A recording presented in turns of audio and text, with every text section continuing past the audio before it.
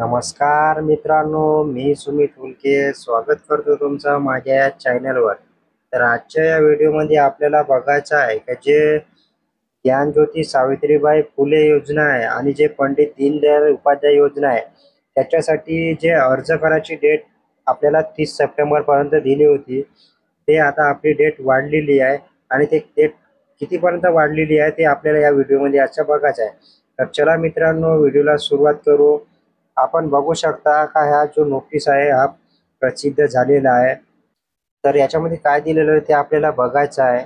बघा मित्रांनो, याच्यामध्ये दिलेलं आहे की जे राज्यातील इतर मागास वर्ग, विमुक्त जाती, भटक्या जमाती व विशेष मागास प्रवर्गातील उच्च शिक्षण घेणाऱ्या विद्यार्थ्यांसाठी वसतिगृह, ज्ञानज्योती सावित्रीबाई फुले आधार योजना आणि जे पंडित दीनदयाल उपाध्याय स्वयं योजना आहे, बिगर व्यावसायिक व व्यावसायिक अभ्यासक्रम म्हणजे नॉन प्रोफेशनल आणि प्रोफेशनल जो 12वीच्या बादचा एज्युकेशन आहे, त्याच्यासाठी जो प्रवेश प्रक्रियेचा वेळापत्रक आहे त्याच्यामध्ये मुदतवाढ देण्यात आलेली आहे.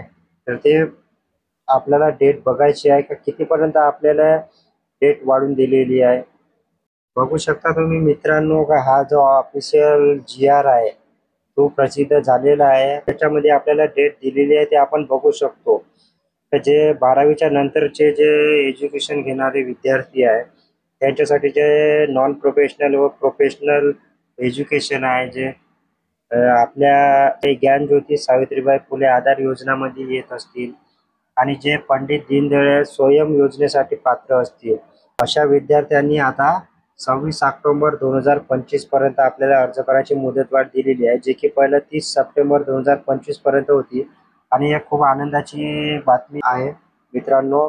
तर तुम्ही बघू शकता याच्यामध्ये. बघा मित्रांनो, अर्ज करायचा कालावधी 30 सप्टेंबर पासून तर 26 ऑक्टोबर 2025 पर्यंत वाढून दिलेला आहे. आणि जो कारावायाचा कालावधी आहे तो 27 ऑक्टोबर पासून 30 ऑक्टोबर पर्यंत राहिलेला आहे.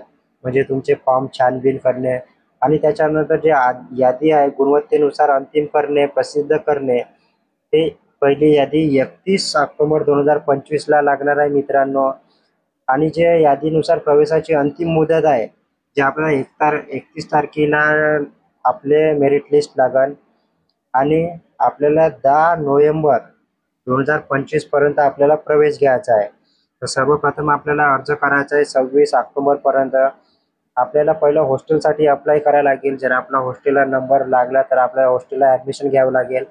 नाहीतर मग आपला स्वयं किंवा आधार योजनेमध्ये आपला फॉर्म कन्वर्ट होईल आणि आपल्याला वर्षाचे 60,000 रुपये 3-4 टप्प्यामध्ये मिळून आपल्या अकाउंटवर जमा होईल. अशी एक प्रोसेस राहणार आहे मित्रांनो. तर तुम्ही बघू शकता. आणि दुसरी प्रतीक्षा यादी जे आहे ते 13 नोव्हेंबर 2025 ला प्रसिद्ध करण्यात येईल असं त्यांनी उल्लेख केलेला आहे. आणि जे निवड यादीतील विद्यार्थ्यांना प्रवेशाचा अंतिम मुदत हा 20 नोव्हेंबर 2025 पर्यंत राहणार आहे. तर तुम्ही बघू शकता मित्रांनो, अशी हे अपडेट त्या आलेली आहे. आणि जे ज्ञानज्योती सावित्रीबाई फुले योजनेसाठी जे विद्यार्थ्यांना अप्लाय करायचं आहे किंवा जे स्वयं आहे पंडित दीनदयाळ उपाध्याय योजना, त्यांनी आता 26 ऑक्टोबरपर्यंत अर्ज करायचे आहे मित्रांनो. तर अशी हे माहिती याच्यामध्ये दिलेली आहे. कशी वाटली माहिती तुम्हाला आम्हाला कमेंट बॉक्समध्ये जरूर कळवा आणि अशाच लहान मोठ्या अपडेटसाठी आपल्या चॅनलला सबस्क्राईब करून ठेवा मित्रांनो. तर चला मित्रांनो, भेटूया पुढील व्हिडिओमध्ये पुढील अपडेटसोबत. खूप खूप धन्यवाद. जय हिंद.